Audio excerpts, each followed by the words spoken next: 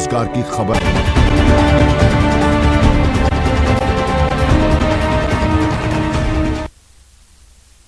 20 minute 20 खबर में आपका स्वागत है और मैं हूं आपके साथ आरजू साईं। हम अगले 20 मिनट में आपको देश और दुनिया की 20 ऐसी खबरें बताने वाले हैं जो इस वक्त न केवल सुर्खियों में है बल्कि दिलचस्प और अहम भी हैं। तो शुरू करते हैं 20 मिनट में 20 खबरों का सिलसिला। सबसे पहले देखेंगे राजस्थान की कौन कौन सी खबर इस वक्त अहम है। 3 साल का ये मासूम सब देख रहा था जो उसे देखना नहीं था, जो किसी इंसान को देखना नहीं था। 3 साल का ये बच्चा सिसक रहा था। माँ बीच सड़क पर खून से लथपथ पड़ी थी। काली सड़क खून से लाल हो उठी थी और पिता के सिर से भी खून की धार बह रही थी। और इन सब के बीच इस सड़क से गुजरने वाली गाड़ियों से एक भी इंसान नहीं निकला। दिल दहला देने वाली ये तस्वीरें सीकर की हैं, जहां जयपुर रोड पर रामू का बास तिराहे पर एक ट्रक ने इस बाइक को टक्कर मार दी थी। इस बाइक पर पति पत्नी और 3 साल का बच्चा सवार होकर कहीं जा रहे थे, लेकिन साक्षात काल ने इनका रास्ता रोक लिया।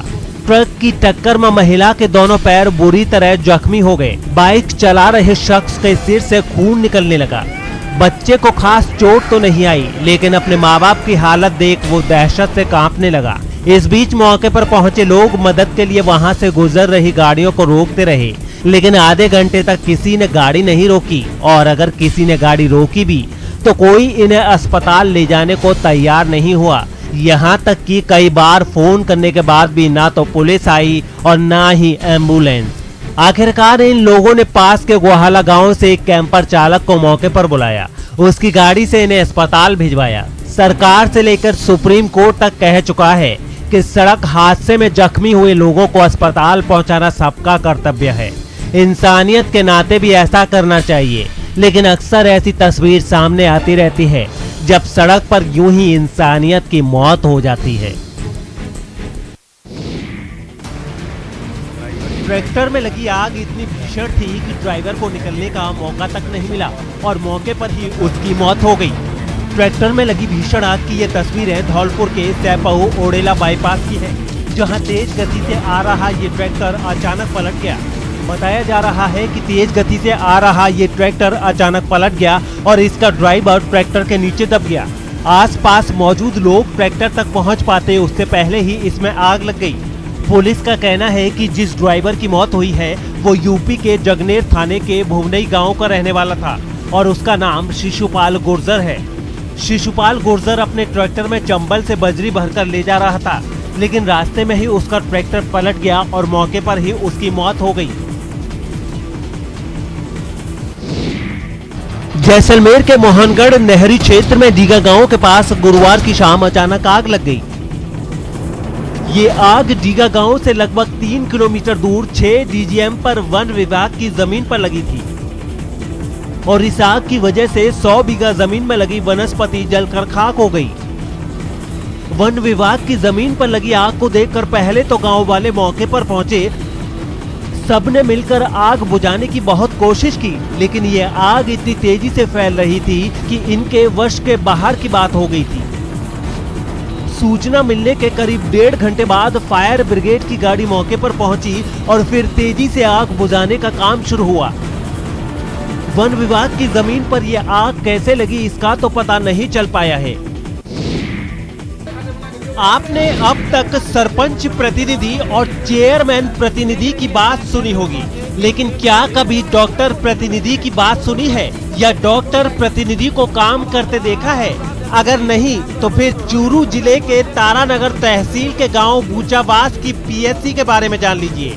यहाँ कार्यरत प्रभारी महिला डॉक्टर की जगह उसके पति काम करते हैं। जी हाँ, डॉक्टर पत्नी की जगह पति मरीजों की सेवा में लगे हैं।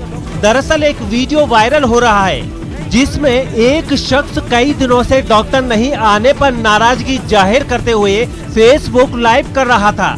इसी दौरान वहां एक शख्स आता है और कहता है कि वो बूचाबास प्रभारी डॉक्टर मोनिका शर्मा का पति है और उसके बदले में यहाँ काम कर रहा है क्योंकि मोनिका शर्मा बीमार चल रही हैं। एक सरासरी बहुत गलत बात है और मरीजों के साथ बहुत बड़ा खिलवाड़ हो रहा है। मैं तो यही अपील करता हूँ कि इस पर सख्त कार्रवाई हो। ये वीडियो जब वायरल हुआ तो स्वास्थ्य विभाग के होश उड़ गए और कलेक्टर ने तुरंत जांच के आदेश दे दिए। मैंने एसडीएम तारानगर और मुख्य चिकित्सा एवं स्वास्थ्य अधिकारी को निर्देशित किए कि ये जो सोशल मीडिया पर वायरल हो रहा है इसके तथ्यों की जांच करें और जांच करके मेरे को रिपोर्ट। दौसा के जहांगीरिया गांव के लोग इन दिनों भारी मुश्किल में हैं। 300 लोगों की आबादी वाले इस गांव में 10 दिनों में कोरोना से 9 लोगों की मौत ने पहले तो यहां के लोगों के होश गुम कर दिए और अब आसपास के गांव के लोगों ने इस गांव की नाकाबंदी कर इनका जीना मुहाल कर दिया है। हाल ये है, ना तो ये लोग दवाई लेने के लिए अस्पताल तक जा पा रहे हैं और ना ही राशन लेने डीलर के पास। दूसरे सामान के लिए बाजार जाने या फिर शहर जाने की बात भी नहीं सोच सकते। इस गांव में अभी भी 13 से 14 लोग कोरोना पॉजिटिव हैं, लेकिन उनकी दवाई तक का इंतजाम नहीं हो पा रहा है। अधिकारी और डॉक्टर भी यहाँ नहीं आ रहे। ऐसे में इन्हें समझ नहीं आ रहा कि ये क्या करें, कैसे अपने बच्चों का पेट भरें। 10-12 दिन में 8-9 मौत हो गई थी। उसके बाद में विभाग ने सैंपलिंग भी करवाई कुछ घरों की, तो उसमें हमारे यहाँ से 60-70 सैंपल हुए थे। उसमें 17-18 पॉजिटिव आए थे, उसमें 2-3 बच्चे भी थे। उसके बाद में जो प्रशासनिक किट मिली वो भी हम खुद लेके आए यहाँ स्कूल में। एएनएम भी घर पे बांटने नहीं आई है। क्यों नहीं आई? उनको भी डर है, ऐसा लगता है कि भाई गांव में जाएंगे हमको कोरोना हो जाएगा। गाँवों में से सामग्री नहीं मिल रही है और कुछ भूखे तसाए पानी नहीं है, लाइट नहीं आती है। थोड़ी बहुत मतलब जाते है कि जो पानी परत में तो कुआं में पानी रहा है, कौन कुमाई कार हो, कौन मंजूरी करे थी। अब ये कोरोना में यहाँ पड़ा थी। आज भरतपुर से बीजेपी सांसद रंजीता कोहली पर गुरुवार की रात बदमाशों ने हमला कर दिया। सांसद रंजीता कोहली देर रात एक सामुदायिक स्वास्थ्य केंद्र का निरीक्षण कर अपने घर लौट रही थी। रास्ते में कुछ बदमाशों ने उनकी गाड़ी पर हमला बोल दिया था। बताया जा रहा है कि सांसद रंजीता कोहली की गाड़ी पर करीब 5 अज्ञात बदमाशों ने पत्थर और लोहे की सरिया से हमला बोल दिया। ये सभी बदमाश एक गाड़ी में सवार होकर आए थे और सांसद रंजीता कोहली की गाड़ी को रोककर उस पर पथराव कर दिया और लोहे की सरिया से हमला किया। इस पथराव में सांसद रंजीता कोहली की गाड़ी के शीशे टूट गए। हालांकि गाड़ी में बैठी सांसद और उनके गार्ड और दूसरे लोगों को कुछ खास चोटें नहीं आई है, लेकिन हमले के दौरान सांसद रंजीता कोहली बेहोश हो गई थी, जिन्हें इलाज के लिए आरबीएम अस्पताल ले जाना पड़ा। बाद में प्राथमिक उपचार के बाद वो सर्किट हाउस लौट गई। रात को भरतपुर आए थे और रात को 9:30 के करीब हमने आरबीएम का निरीक्षण करा और वहाँ पर एक गाड़ी तिरछी खड़ी हुई होती है और हमारे ऊपर हमला करती है। और हमला इस तरीके का था वो कि मेरे शीशे के ऊपर लोहे की छड़ी मारी गई थी, लेकिन वो शीशा इतने मजबूत थे वो नहीं टूटे। तो मैं समझती हूँ कि इस तरीके से अगर मेरे ऊपर हमला किया जा रहा है तो आम जन का क्या होगा। रंजीता कोहली भरतपुर से पहली बार सांसद बनी है, जबकि उनके ससुर गंगाराम कोहली 3 बार सांसद रह चुके हैं। सवाई माधोपुर में कोरोना की तीसरी लहर की आशंका के बीच सांसद सुखबीर सिंह जौनपुरिया एक कर जिले के सभी सरकारी अस्पतालों का दौरा कर रहे हैं।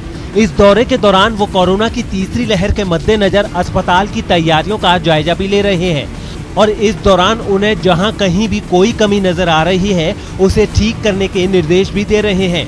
साथ ही वो अस्पताल में उपकरण या सुविधाओं की कमी को अपने स्तर पर दूर करने का भी भरोसा दे रहे हैं।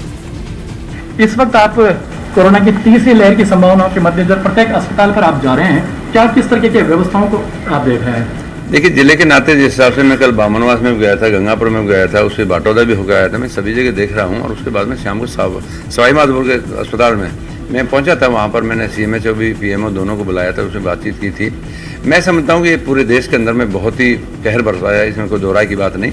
लेकिन जब पहला दौर हुआ था, पहले दौर में काफ़ी कुछ उसमें किया था और देश के प्रधानमंत्री ने इस हिसाब से लॉकडाउन किया था कि पूरे देश में उस बात को वहीं का वहीं रोक दिया था। बाड़मेर के स्टेशन रोड स्थित एक स्कूल में लग रहे स्टैंड में एक अत्याधुनिक अस्पताल तैयार हो रहा है। जर्मन तकनीक से स्कूल के खुले मैदान में टेंट से डोम तैयार किया गया है। खास बात यह है कि इस डोम में एक भी पोल नहीं है और ये इतना मजबूत है कि 110 किलोमीटर प्रति घंटा की रफ्तार से हवा चलने पर ये डोम कायम रहेगा। इतना ही नहीं, इस अस्पताल में 300 टन के एसी भी लगाए जाएंगे, जिससे ये 45 डिग्री तापमान में भी कूल रहेगा। रही बात इस अस्पताल की, तो कैरियन वेदांता ग्रुप की मदद से बन रहे इस अस्पताल में 20-20 बेड के 4 वार्ड बनाए जाएंगे। साथ ही 10-10 बेड के 2 ICU वार्ड भी बनेंगे। अभी क्या है, मोस्टली हमारा 90% वर्क इनसाइड का कंप्लीट हो चुका है। सारा सेटअप वार्ड्स वगैरह का सब रेडी हो चुका है। बस अभी क्या है, हम बेड्स वगैरह डालने स्टार्ट किए हैं, डिप्लॉयड करने लोकेशंस पे। तो अब फिनिशिंग टच चल रहा है सब अंदर का। पूरी तरह से एयर कंडीशनर इस अस्पताल में ऑक्सीजन सप्लाई के लिए पाइपलाइन भी बिछाई जाएगी। हालांकि अस्पताल तैयार होने के बाद इसकी मॉनिटरिंग बाड़मेर जिला प्रशासन करेगा और प्रशासन की ओर से डॉक्टर, नर्सिंग स्टाफ, दवाई और अन्य सुविधाएं मरीजों को उपलब्ध कराई जाएंगी। सेफ्टी प्रिकॉशंस में लिए हुए हैं। अभी आपका लास्ट वीक अभी एक ताउते आया था, जो कि कोई दिक्कत नहीं हुआ, कुछ नहीं हुआ।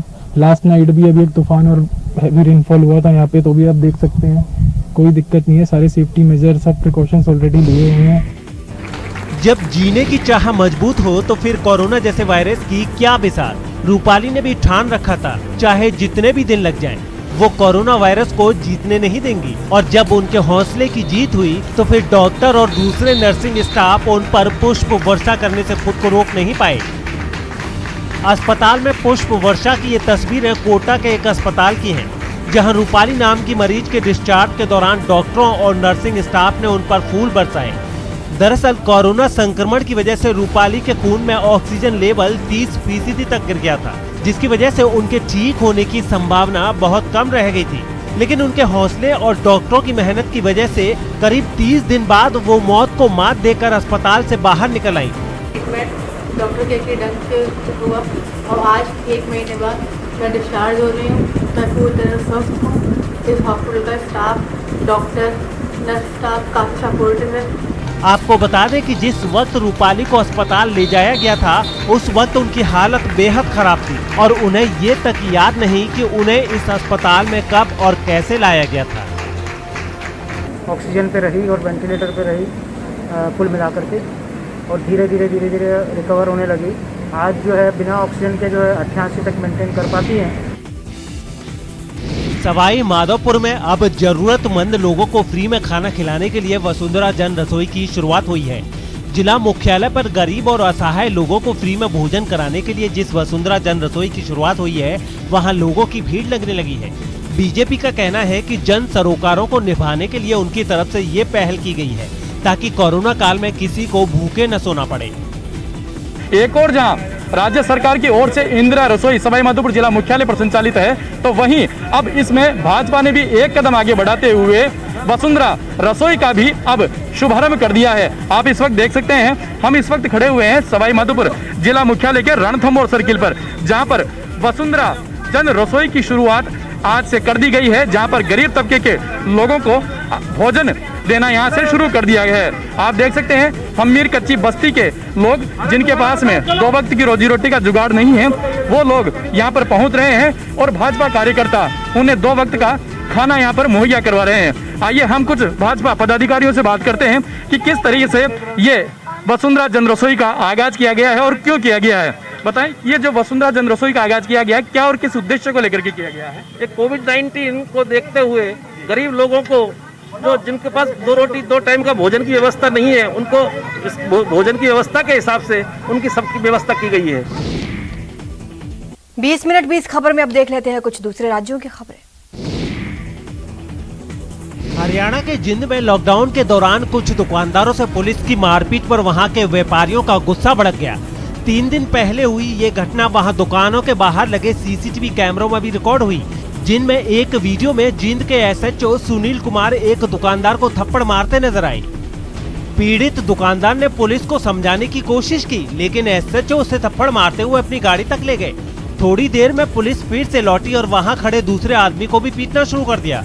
दूसरे सीसीटीवी वीडियो में भी एक दुकानदार के साथ पुलिस की हल्की सख्ती देखने को मिली। इन घटनाओं से नाराज व्यापारियों ने एक बैठक की और मुख्यमंत्री को चिट्ठी लिखकर एसएचओ सुनील कुमार को सस्पेंड करने की मांग की। मांग नहीं माने जाने पर उन्होंने बड़े आंदोलन की चेतावनी भी दे डाली। व्यापार मंडल आंदोलन करने पे मजबूर होगा। आरोपों में घिरे एसएचओ सुनील कुमार ने दुकानदारों के साथ की गई मारपीट को सही ठहराने की कोशिश की। वीडियो में कोई सामने आपको ऐसा कोई मारपीट नहीं है। अब भाई बताओ, हल्की सी सख्ती से तो जब भी डर रहेगा पुलिस का। साथ ही पुलिस ने चेतावनी दी है कि जो कोई भी लॉकडाउन को तोड़ेगा उसके खिलाफ सख्त कार्रवाई की जाएगी। मध्य प्रदेश के खंडवा से चौंकाने वाला वीडियो सामने आया है। वहां गाड़ी रोके जाने से एक महिला इतनी भड़क गई कि उसने पुलिस वालों को थप्पड़ जड़ दिया। बताया गया है कि चेकिंग के दौरान उस पुलिस वालों ने महिला की गाड़ी रोककर चाबी निकाल ली, जिसके बाद महिला को इस कदर गुस्सा आया कि उसने पुलिस वाले को थप्पड़ जड़ दिया। इससे पहले वो महिला और पुलिस वाला आपस में बहस करते दिखाई दिए, लेकिन तभी महिला का पारा 7वें आसमान पर पहुंच गया और उसने पुलिस वाले को थप्पड़ मार दिया। महिला के तेवर देख पुलिस वाला भी हैरान रह गया। इस बीच आसपास मौजूद लोगों ने उसे खींचकर दूर कर दिया, लेकिन उस महिला का गुस्सा तब भी शांत नहीं हुआ। उसने अपनी चप्पल उतार ली और पुलिस वाले की तरफ बढ़ने लगी। हालांकि किसी तरह से उसे रोका गया। यही नहीं, महिला ने पुलिस वाले पर ही बदतमीजी करने का आरोप लगा दिया। बाद में दोनों ने ही एक दूसरे के खिलाफ थाने में शिकायत भी दर्ज करा दी। बिहार के भागलपुर से एक चौंकाने वाली तस्वीर सामने आई है, जहां लॉकडाउन का पालन करवाने निकले एएसपी ने अपनी पिस्तौल लहराई। बताया जा रहा है कि एएसपी सादी वर्दी में घूम रहे थे, तभी नियम तोड़ रहे कुछ लड़कों को उन्होंने समझाने की कोशिश की, लेकिन लड़कों ने समझने की जगह इनसे बदसलूकी शुरू कर दी। इसके बाद एएसपी ने अपनी पिस्तौल निकाली और हुड़दंग करने वाले लड़कों को वहां से भगा दिया। इसके बाद वो आगे बढ़े तो उन्हें ड्यूटी पर तैनात कुछ पुलिसकर्मी आराम करते दिखे। वो पुलिसकर्मी भी एएसपी को नहीं पहचान पाए और उनमें एक ने पुलिस अधिकारी से बहस शुरू कर दी। जब एएसपी ने अपनी पहचान बताई तो उस पुलिसकर्मी की सिट्टी पिट्टी गुम हो गई। पता है किससे बात कर रहा है? बताओ, एएसपी पूरन शाह बोल रहा हूँ। ड्यूटी पर मुस्तैद न रहने पर एएसपी पूरण झा ने उस पुलिसकर्मी को जमकर फटकार लगाई। पैसा मिलता है कि नहीं मिलता वर्दी का? वर्दी पहनने में शर्म आ रहा है तुम लोगों को? काफी देर तक चली बहस के बाद पुलिस अधिकारी ने उस पुलिसकर्मी को चेतावनी भी दे डाली। रिपोर्ट तो देख, मैं वैसे भी करूंगा। मेरे रिपोर्ट में भी तू सस्पेंड हो जाएगा, जानता है ना इतना। इसके बाद एएसपी वहां से मोटरसाइकिल पर सवार होकर बाकी इलाकों के दौरे पर निकल गए। उत्तर प्रदेश के बरेली में पुलिस पर हाथ पैर में कील ठोकने का आरोप लगाने वाला शख्स अपने बयान से पलट गया है। इस मामले की जांच के बाद पुलिस ने बताया कि इस आदमी ने गिरफ्तारी से बचने के लिए झूठ बोला था और खुद ये हरकत की थी।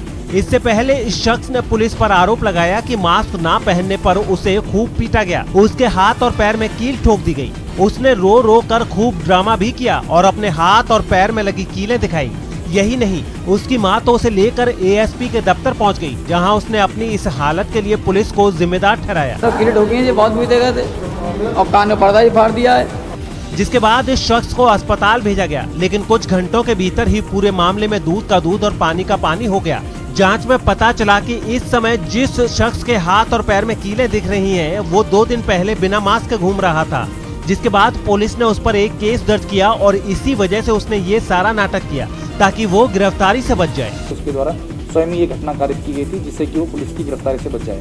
पुलिस ने उसका एक वीडियो भी जारी किया, जिसमें बयान से पलटते हुए उसने ये कबूल किया कि उसने अपने हाथ पैर में खुद कीलें ठोकी। कील किस चीज से ठोकी तुमने? हथौड़ी साहब। तो तुम ये मानते तुमने जो ये किया गलत किया? जी।